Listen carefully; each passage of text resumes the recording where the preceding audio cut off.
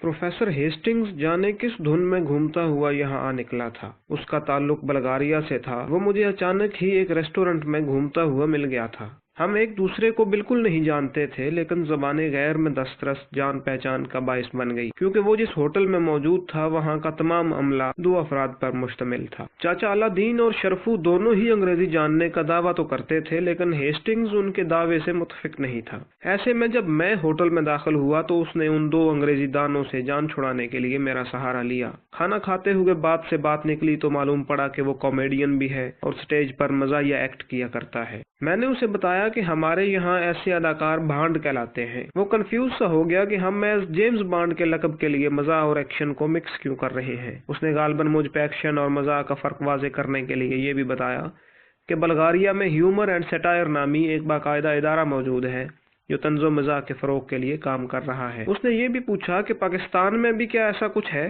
मैंने कई हवालों से उसे कायल करना चाहा, पर वो किसी तरह मान के न दिया। बिलाखिर मुझे एक तरकीब सूझी।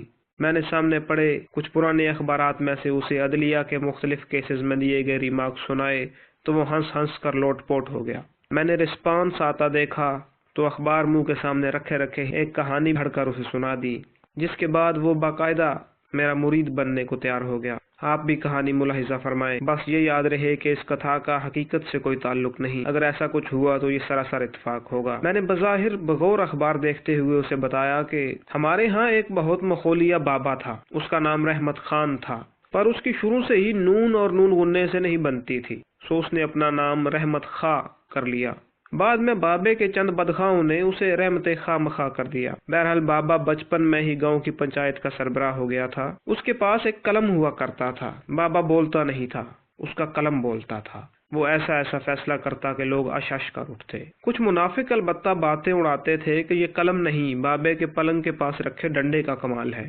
बाबे की जवानी ढलने लगी तो कुछ लोगों ने उसके फैसलों पर सरेआम तनकीद शुरू कर दी।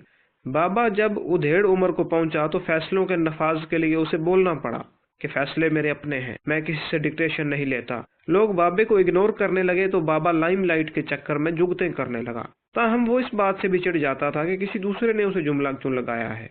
मुहक्किकीन कहते हैं कि बोलने के कुछ अरसे बाद ही बाबा मर गया था। ताहम इलाके के पटवारी के बही खातों में चंद फटे हुए सफ़ात अब भी बाबा रहमते के तारीखी फैसलों के अमीन हैं। बाबा रहमते का नाम जिन फैसलों की वजह से आज भी उनकी कब्र पर मोटे कट वाले मार्कर के साथ लिखा हुआ है वो कुछ यूं थे। बाबे को जैसे कुछ हुरूफ नापसंद थे, उसे अलिफ मद आ बहुत पसंद था, बल्कि वो अपने दोस्त आमिर को भी आमर ही कहता था। बाबा अक्सर एक जुज़वक्ती गाना आलापते पाया जाता कि आमर भैया आएंगे मीठे आम लाएंगे। उसी आमर के खिलाफ एक केस चला तो बाबे ने महफूज फैसले में लिखा कि आमर भाई डरता वरता किसी से नहीं, पर लड़ता वड़ता भी किसी से नहीं।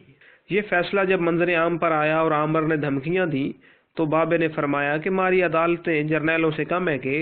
एक दफ़ा एक शिकारी ने पंचायत को मुश्किल में डालने की कोशिश में सवाल दागा कि खरगोश हलाल होता है या हराम। कोई और होता तो तहकीक के बेफैज काम पर लग जाता, मगर आफरीन है बाबे की दानिश पर के बस एक जुमला कहा और केस ख़त्म। वो सुनहरी जुमला था कि खरगोश भुना हुआ हो तो हलाल है वरना नहीं। पंचायत की कार्रवाई जिस पीपल के दरख्त के नीचे हो रही थी, उससे लटकी एक रस्सी के बारे में कुछ अफवाहें हैं कि इस फैसले पर शिकारी ने वहीं लटक कर खुदकुशी कर ली थी, पर अफवाहें तो होती ही झूठी हैं। वैसे भी इस वाक़े का कोई गवाह नहीं मिल सका। एक और मुकदमे का जिक्र है कि जिरा जोरों पर थी। वकील ने मुकर्रर के अंदाज में बाबे से सवाल किया कि जज साहब, इस केस को समझना इतना ही आसान है जितना कि दूनी का पहाड़ा। मैं ये अदालत और मेरा मुद्दई अब आप ही से पूछते हैं कि 2 और 2 कितने होते हैं। बाबा रहमते ने हड़बड़ा कर वकील की तरफ देखा और फिर गोया केस का फैसला ही कर डाला। बोले, तुम्हें कितने चाहिए? जब लापता अफराद के एक केस की समाअत हुई तो बाबे ने यह बताकर सबको हैरान कर दिया कि कुछ इलाकों की हवा में इंसान हल पजीर है। इस बात पर वो तालियां बजी कि खुदा की पनाह। बाबे के आखिरी शिनाख्ती कार्ड पर लिखी गई शिनाख्ती अलामात उन तालियों की गवाह थी। हेस्टिंग्स इस स्क्रिप्ट पर ड्रामा बनाने का इरादा रखता है। बाबा रहमते अगर आज जिंदा होते तो यकीनन खुशी से मर गए होते।